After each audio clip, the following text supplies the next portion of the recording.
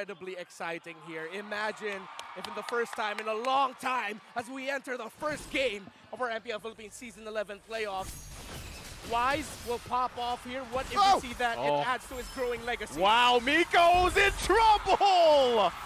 Edward already securing the first blood here. Not sure if he was expecting that at all. In too deep. I'm guessing if Miko was rocking to pull yourself together, maybe, but the avarice. I wonder though, did he make enough gold? Did he make the right amount of gold to make that worth it? Not worth it at all. He burned a flicker out of that, and now Miko will have to play back a little bit, be a little bit more cautious, and be not so aggressive in terms of getting the vision. This is one of the tendencies of Miko. He tends to overcommit and stretch himself and his limits just to get vision. Okay, oh my Venus already pressing the situation once again. Miko gonna be in trouble! The second time he falls here.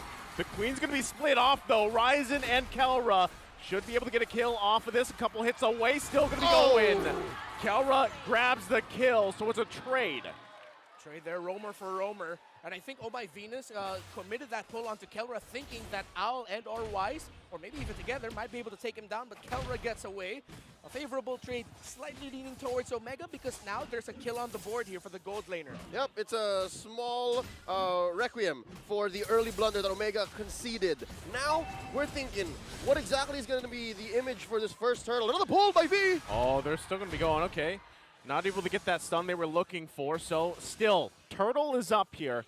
Still, I would say, could be anyone's Turtle for this one. That's why they're going to go ahead, take dominance of the area. Edward going to jump in, going to force them back with the ultimate there, secured by Ryzen. And it looks like Blacklist International just wants to call the retreat. They gave up the objective, couldn't get it. All right, that was on point for Ryzen. He won that first retry duel of the game there, and that'll give Omega a bit of legs to invade the jungle here. Okay, Feathered Airstrike going to find the target. Stone's the one to fall. Ryzen gets out barely. Still, you know, you got a question here. What is this game plan for Omega? How do they transition? Even though they got that objective, how do they transition from that? I'm guessing the transition is not going to come in very quickly. When you're playing an Angela roam, the clutch usually comes in when you have these long-term plans. When you're playing in the mid-game and then you catch a Heartguard that the opponent wasn't expecting. I think that's what Omega's Miko was thinking about in that last engagement, but this is not the time, not here, not 3 minutes in. And not just yet, and especially with Farsa, Yue flying around. Great positioning as always and great sense to land the feathered airstrikes onto the key members of Omega. Yeah. So far, we're seeing just the right amount of pressure. Feathered airstrike from Yue. And yeah, it looks like they're tempering their cooldowns. Oh, Ryzen going to be looking to find that setup he was looking for. Can't get it. So still the back and forth between the two teams, still kind of poking at each other, trying to get the best situation for them. Like you mentioned, you know, Omega especially, that kind of overzealous can bite them in the behind here if they go too forward. That's what Miko has the tendency to do. So yeah. I see him kind of stepping back a little bit to allow them to readjust here. Yeah, and that's for the vision taking that we're talking about. But Edward in the bot lane will be able to get away from Renjo and Stone. I have to say, I like this pace that Omega are playing at, because if you play too cautiously against Blacklist and just allow Blacklist and both teams to just farm up, they will outmaneuver you and outplay you in the objective takes. Omega are being brave about this, a little bit too messy sometimes with the decision making, but this is the right call. If they can clean it up, this is good news for Omega. I think that's one thing that Omega are lacking that they're used to having, the battlefield mobility. They're playing with an Angela, so when they commit, they have to make sure that it's something that they can re-engage from, or at least win immediately. So it's somewhat of an alpha strike, 70% in, and then you have to think about the 30 that they're way out. Now it looks like they're going to let go of this turtle, thinking exactly. Gentlemen, about 5 minutes in, how do you feel about that Lancelot on Wise? Well, still going good. I mean, it's a 1-0-2 start for him. He hasn't won the retro duel against Ryzen just yet, but the story might shift here. Kelra and Stone. Oh, this looks like a bad spot for Omega. Okay. Ryzen did secure the turtle there, so, you know, it looked like they also had something in mind bottom lane for them as well. Focus on Kelra because that's the plan, right? You don't want Kelra to go ahead and just farm up here. Again, he already had that early kill. So you don't want that to build up. We know what happens to Wanwans when they get that lead and they get to a point where it's just kind of, there's no return. Yeah, especially if it's a Wanwan that could potentially have a Heartguard coming in from an Angela. That's the ticking time bomb of Omega. Hence why Blacklist International, they do still have a great damage option for the late game. Actually, 3 great damage options in the Claude, the Farsa, and the Joy. Looking at the items right now, Glowing Wand was the priority there for Edward on his Joy. Corrosion Scythe already built up by Kelra. DHS up for Owl. So in the item race, it looks like Blacklist are making the most of this 500 gold lead. Feathered Airstrike already spent in, looking for an angle.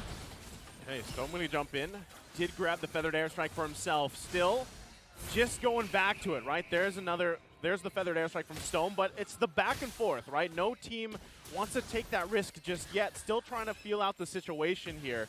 Ryzen does go in looking for UA. Gonna try to poke him down a little bit. Gets the wings by wings, but look at the backside though. They go in, Blazing Duet, and the Ryzen in the perfect position. But now, scoots out of his way out of there. Renzio holding on. He's there for backup. Didn't have to commit. A smooth operator. That was worth it. As long as it took, it was worth it. That's the first by Legends, and I heard smooth jazz with how smooth Ryzen committed that play. I heard trumpet, so it's not just me, thank goodness. That was a smart play by Omega, splitting Blacklist International like that. Here comes the Heart Guard on the 1-1. There's the Heart Guard. Kelra gonna be looking for the crossbow. Can't get it though. So still gonna put pressure here bottom side. The rest of the team, top side, putting pressure on the top lane. Yeah, great sidestep there by Oh My Venus to avoid adding one last mark for the 1-1 to activate the crossbow of Tang. But this is first 3 turtles for Omega against, not just yet. Here's Wise to contest. Wise gonna go for it. It's Ryzen though. 3 for 3 on the turtles. Now Wise gonna be a little bit caught in enemy territory, but the rest of the team is here to back him up. Omega happy with the objective takes. Yeah. Omega 3 turtles, but neck and neck and the items actually in the lead right now is Owl, just built up his Golden Staff. Wind of Nature was actually the second item, prioritized there for Kelra, knowing that he has to be careful with Wise and Owl, and he'd want to survive a little bit longer just so he can get those marks off. And I think this is the sign of him saying, I'm going to be brave. When I have my Angela Heart Guard on me, I will not hold back. Yep, the young Dwayne Pilas is looking to push the limit. Oh, wow, but still, when it comes to turret races, Blacklist still gets the win here. Top lane goes down first. Yeah, and that's a testament to Blacklist efforts for holding down the bottom lane for so long. Despite Omega really committing into that, and right now, at some point, that will cave. But what will Omega end up losing if they commit to this turret here? Okay, here they come. Edward knows it's going to go down. Should be able to get out just fine. Has the covering fire as well. The cutoff play's coming, though. Nice little Terrify play. There's the heavy spin. Colt Ultra has to be expended as well. The flicker on top of it. The Queen's still on the run here. Gonna get chased down. Too slow as Oh My Venus falls in the bottom lane. And throughout that whole engagement, Renzio was working on that mid-wave. Omega's gonna capitalize. I was asking what will Omega lose, but Stone said we're not losing anything. His crucial Terrifies from the 2 members of Blacklist on the way to that fight gave Omega the edge to win that engagement, get the tower in the bottom lane, get the kill onto Oh My Venus, and get progress on that mid lane turret. So far, Blacklist have kept a small lead, but Omega are making plays that'll make you think, where is the lead coming from? What exactly is going on?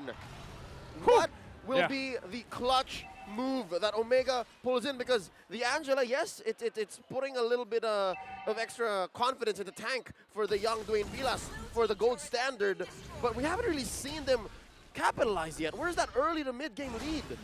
Yeah, it's a testament of Blacklist International's great handling of the side lanes, the minions, and the pushes that Omega want to do. Even though Omega are putting so much focus into winning skirmishes and lanes, they're making sure that the other lanes and the other minion waves are being handled well. That's why Omega hasn't found the turnaround yet. Oh, this is going to be scary, though, too. Now Kelra is here. There's the Heart Guard on top of it. Going to chase them down, force them back. Owl on the run here. Kelra still going for it. And all the meanwhile, Owl goes back with the BMI. He falls to Renzio. Edward comes in. Wise still waiting patiently. Lord going to be worked on here. Wise half health. Trying to heal back up. Stone going to fall, though. Takes too many hits. They're still giving it a go. Lord going to go down. It's Wise. Grabs the Lord. And they still put the pressure on Edward. Forcing Kelra back. The flicker comes in. Edward on the heart. He finds him. Miko's burning, but he's still alive. 3 fall for Smart Omega. Make it 4 as they find another with Yue. Looking for the turning point. Blacklist was about to serve it up. Now they're 2K ahead with the Lord marching up top. Looking at the instant replay, it looked like it was doomed for Blacklist, but Blacklist turned it around to put themselves in this position, and who is it? It's Agent Zero pushing forward alongside the rest of Blacklist International, alongside Wise on this Lancelot, and of course the ever-dependable Yue on that far side, getting that kill onto Renjo's Lapu-Lapu. Yeah, Kelra built Wind of Nature early, but that's not going to do nothing to Edward's Joy. They didn't account for that. Magic damage, man. Crazy amounts of magic damage coming out from that Farsa Joy especially, and of course a little bit from that Faramis. Let's see if, yes he is, Kelra on the way to building that Athena shield. Potentially would help him a lot to survive the onslaught of damage coming in from Blacklist, as Edward already has the Divine Glaive up. So even though the Athena shield will help, it will still hurt like crazy. See, this is a scary thing too. Like, Owl here, despite him being 0-2, the fact that all he has to do is jump in, the impact with the Blazing Duet to bring people down, and then there's the follow-up with the magic damage like you guys are talking about. So until you have that magic resistance here for Omega, that's kind of what's happening, right? And it's not any favor for them really in these team fights. And the fact that that's the threat that Blacklist International are presenting with, it looks like they won the gambit. The fact that Omega have a good amount of PL and Blacklist don't seem to be working out for the M3 World Champions. It's like, yeah, we don't need the PL. We'll just present so much damage that you'll have to you'll be forced to respond. Exactly, and we also see here the difference in the XP lane picks with Renjo and that Lapu-Lapu against so many mobile targets. Yeah. And targets that can actually shield themselves and avoid some damage. The Joy will definitely have a better game here compared to the Lapu-Lapu, and we're seeing that, and that's one of the biggest X factors. It was a key to victory earlier. It was a point of discussion brought up by the panel in OSX and Midnight, and we're seeing it. The Joy having so much more impact compared to the Lapu-Lapu. Now we're about 30 seconds away from a Luminous Lord. Should be barreling on to turrets here. It's upsetting to think that Omega had a great setup earlier, but just from right underneath their noses, the Lancelot comes in. Again, arguably one of the best objective takers in the game. Yeah. And Wise didn't get those first 3 turtles, but he got the Lord, the big play. Let's see if he can do it again here against Ryzen. Or will Ryzen get revenge for losing that first Lord earlier? Well, not only that, now the dance unfolding here. And with everything that unfolded earlier, that gave Blacklist International a nice, comfortable 4K lead. Look at that, Stome getting chunked down really low, already using the ultimate as well. So now this could just be a green light for Blacklist International. But Ryzen's still around the corner here. Yeah, right now Miko not showing himself in the map. Nope, there Blacklist gets the info. Blacklist will continue to commit this Lord, but they're watching out for that mid lane trio of Stome, Renjo, and Kelra. Getting information there. Lord almost down to 50. Let's see if they're going to go on Ryzen now. Okay, they're going to push him back a little bit. Owl chipping away the health. Ryzen gets pulled back. He has to heavy spin. One hit away, but they did what they wanted to do. Force the jungler of Omega back and secure the Lord here. Still going to be fighting for it. Renzio there too. There's the hard guard. Wise able to secure the Lord. Omega has to defend. No dice. The early to mid ramp that Blacklist have set up for themselves is allowing them to just force Omega to respond. Again, that seems to be the story. Omega are playing out of their tempo. Yeah. And Blacklist know it. The confidence that they're playing and the principled, fundamental, technical Blacklist that we've known for so long is very evident right now. And Omega, after getting wiped out earlier, close to getting wiped out, they're obviously shaken. They can't find their groove. They can't find their positioning. Stome is having to check shrubs because Miko on an Angela can't in those scenarios. I believe the term is they got gassed. They got gassed, exactly. They're gassed right now, and it's only the first game. Well, they're going to have to defend this one. Edward doing what he does best, causing havoc in backside. Feathered airstrike followed up with the Lord charge. Omega looks very bleak to hold on to this inhibitor turret. Meanwhile, in the mid lane, a pressure there as well. Trying to hold on. Finally, the Lord is going to get taken down here. Renzio in that front line. They lose 2. Ryzen there, still trying to hold on to this last one, but 2 inhibitor turrets down.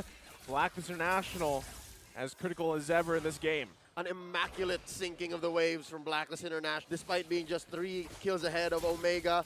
This is a huge, monumental lead that Blacklist have.